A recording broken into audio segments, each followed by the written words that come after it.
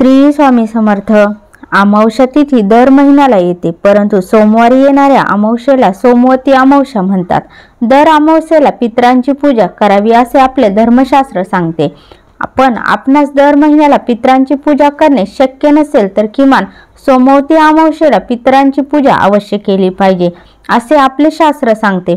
मार्गशीर्ष अमावस्या तिथी ही 29 डिसेंबर रविवारी पहाटे 4:01 पासून सुरू होते, तर 30 डिसेंबरला सोमवारी पहाटे 3:56 समाप्त होणार आहे।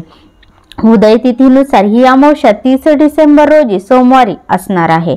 ज्या घरातील स्त्री हे उपाय आवर्जून करते त्या घरामध्ये नेहमी माता लक्ष्मी अखंड वास करते। आपणा सर्वांना माहीतच आहे की आपण दिवाळीचे लक्ष्मी पूजन करतो ते अमावस्येच्या मुहूर्तावर करत असतो। त्यामुळे पहा, धन प्राप्तीसाठी लक्ष्मी प्राप्तीसाठी अमावस्या हा दिवस अत्यंत महत्त्वाचा आहे। त्यामुळे जर तुम्हाला तुमच्या आयुष्यामध्ये आर्थिक अडचणींना सामोरे जावे लागत असेल, तर काहीतरी आर्थिक अडचणी येत असतील किंवा घराची भरभराट होत नसेल किंवा पैसा घरामध्ये टिकत नसेल, व्यवसायामध्ये अडचणी येत असतील म्हणजे व्यवसाय व्यवस्थित चालत नाहीये, घरामध्ये हवा तसा पैसा येत नाहीये किंवा पैसा आला तर तो काही ना काही कारणाने बाहेर जात असेल म्हणजे पैसा घरात टिकत नसेल, तर या सर्व कारणांमुळे समजते की माता लक्ष्मी घरामध्ये स्थिर नाहीये। घरामध्ये लक्ष्मी नांदणे म्हणजे फक्त पैसाच असणे असे नाही, तर घरामध्ये एक प्रकारची शांती समृद्धी असणे गरजेचे असते किंवा घरामध्ये एकमेकांमध्ये प्रेम एकोपा असणे, घरामध्ये एक प्रकारचे आनंदाचे सकारात्मक वातावरण असणे गरजेचे असते। तर असे सर्व वातावरण घरामध्ये असेल तर यालाच लक्ष्मी नांदणे असे म्हणतात। पैसा तर हवाच, पण त्यासोबतच घरातील वातावरण लक्ष्मी स्थिर राहण्यासाठी अनुकूल असणे गरजेचे असते।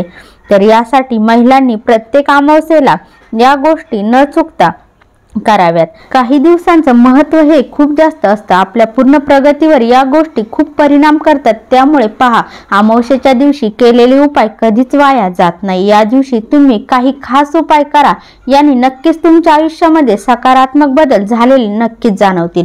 ते उपाय कोणते आहेत हे आपण पाहणार आहोत। तसेच उंबरठ्यावर अमावस्येच्या दिवशी हे एक वस्तू आवर्जून ठेवायची आहे, तर ही सर्व माहिती आपण आज या व्हिडिओमध्ये पाहणार आहोत। पण व्हिडिओमध्ये पुढे जाण्याआधी माझी तुम्हाला विनंती आहे की कृपया चॅनलवरती नवीन असाल तर सबस्क्राईब करा आणि व्हिडिओला एक लाईक करून, जर तुम्हाला ही माता लक्ष्मीचा आशीर्वाद हवा असेल तर कमेंटमध्ये जय माता लक्ष्मी नक्की लिहा, श्री स्वामी समर्थ नक्की लिहा। प्रत्येक अमावस्येला आपल्या घरामध्ये ही वस्तू उंबरठ्याजवळ ठेवायची आहे। तसेच महिलांनी अमावस्येच्या दिवशी आवर्जून कुत्र्याला, कावळ्याला आणि गाईला घास हा ठेवायचा आहे। पहा, जेव्हा आपण अशा मुख्य प्राण्यांना अमावस्येच्या दिवशी काही खाऊ घालतो तेव्हा आपले पितृ जे आहेत ते संतुष्ट होतात। पितरांची सेवा करणं देखील खूप महत्त्वाचं आहे। तुम्ही खूप साऱ्या सेवा उपाय करतात, पण पितरांची सेवा जर तुमच्याकडून राहिलेली असेल तर नक्कीच मुलांना किंवा आपल्या पतीला स्वतःला त्रास हा जाणवू शकतो। कारण पितरांची जर सेवा राहिली तर पितृ जे असतात तर ते असंतुष्ट राहतात आणि आपल्याकडून सेवा राहिल्यामुळे जे काही पितृदोष आहेत तर ते आपल्या घराला लागतात आणि कुठलं शुभ कार्य आपल्या घरामध्ये घडून येत नाही। त्यामुळे पितरांची सेवा अमावस्येला अवश्य करावी। म्हणजे कावळ्याला, गाईला, कुत्र्याला अमावस्येच्या दिवशी घास हा खाऊ घालायचा आहे। काय खाऊ घालावे तर तुम्ही कावळ्याला आणि कुत्र्याला दही भात हे खाऊ घालू शकतात।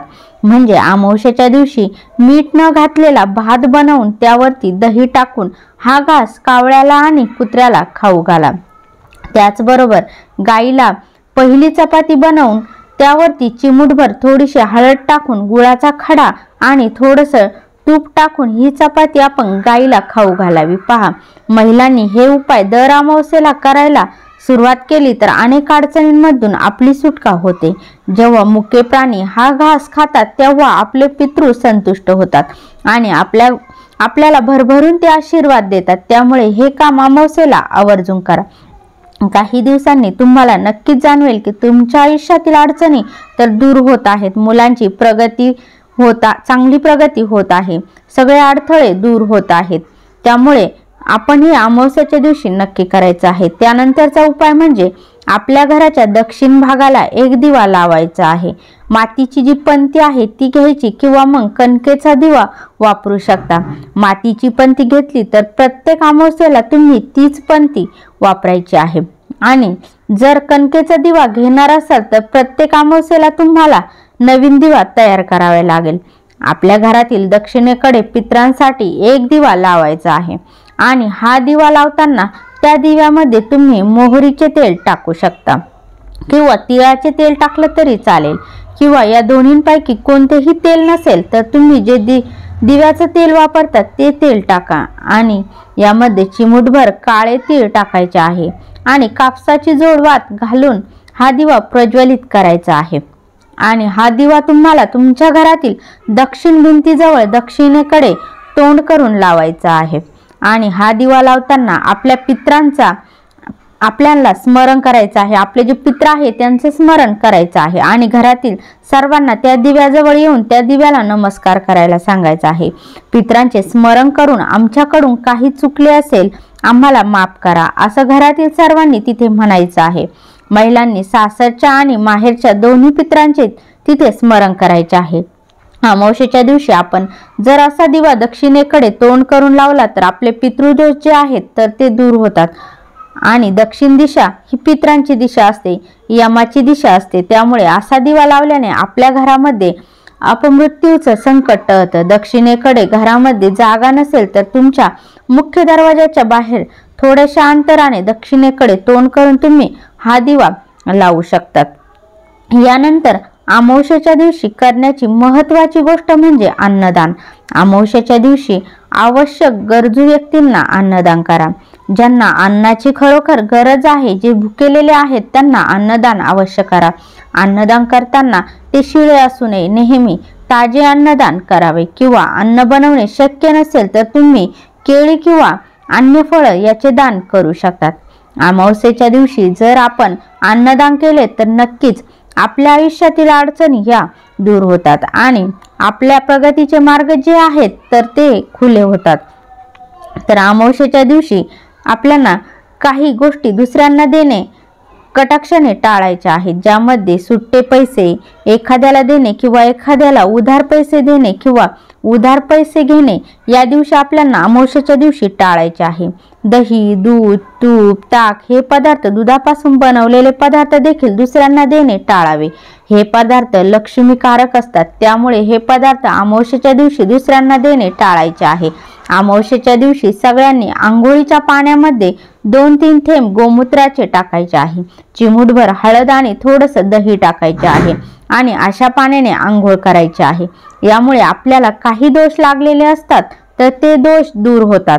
त्यामुळे अमावस्येच्या दिवशी या 3 वस्तू आंघोळीच्या पाण्यामध्ये टाकून आंघोळ करा। तुमच्याकडे गंगाजल असेल तर तुम्ही थोडंसं गंगाजल सुद्धा आंघोळीच्या पाण्यामध्ये टाकून आंघोळ त्या पाण्याने करून पहा। जेव्हा आपण गोमूत्र किंवा जे गंगाजल आहे आपल्या घरामध्ये वापरतो तेव्हा कुठल्याच प्रकारचा दोष जो आहे तो घरामध्ये राहत नाही।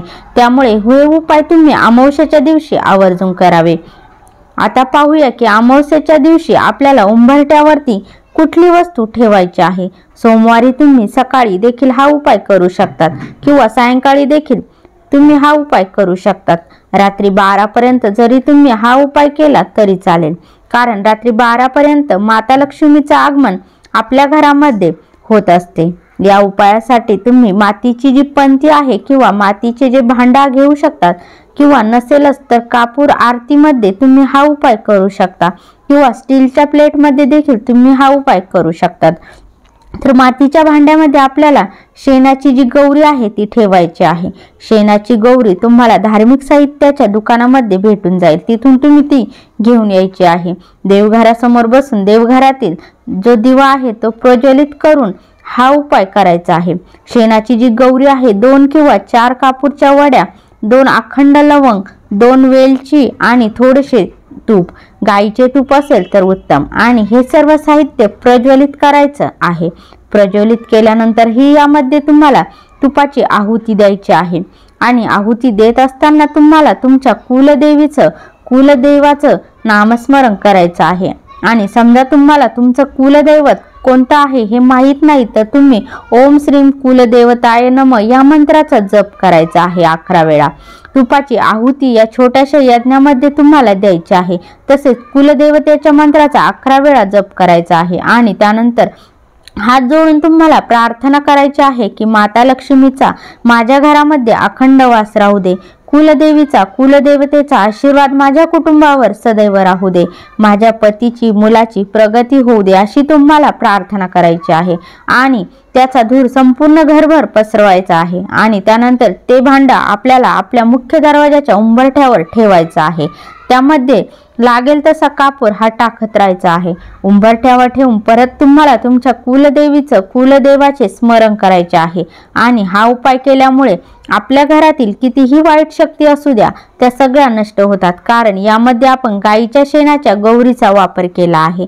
जेव्हा गाईच्या शेणाच्या गौरीचा वापर यज्ञ होम यामध्ये केला जातो तेव्हा तेथे नकारात्मक शक्ती नावालाही उरत नाहीत। यामुळे आपल्या अनेक अडचणी ज्या आहेत तर त्या दूर होतात, पैशाच्या अडचणी दूर होतात, घरामध्ये एकोपा प्रेमभाव वाढण्यास मदत होते आणि आपल्या मुलांची पतीची प्रगती होते। घरातील कोणतीही व्यक्ती हा उपाय करू शकते। जर तुम्हाला हा व्हिडिओ आवडला असेल तर व्हिडिओला एक लाईक करा आणि चॅनलला सबस्क्राईब करून कमेंटमध्ये श्री स्वामी समर्थ ओम श्री नमः अवश्य लिहा। श्री स्वामी समर्थ, जय जय स्वामी समर्थ।